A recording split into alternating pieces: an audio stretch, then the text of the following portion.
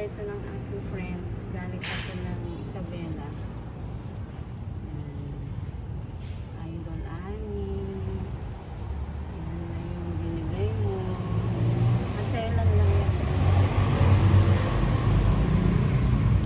Yan ang aking mga halaman. Oops.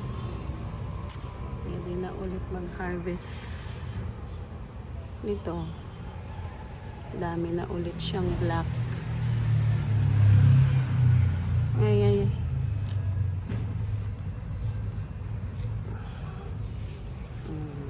Yan. Yan, mga kamatis na tinatapon ko dyan. Tapos ito, alam ko to bell pepper eh. May bulaklak na ulit siya. Yan, kamyas. Ano yan, buto lang nun yan na tinapon ko dyan. So then, ating avocado. Ang palaya.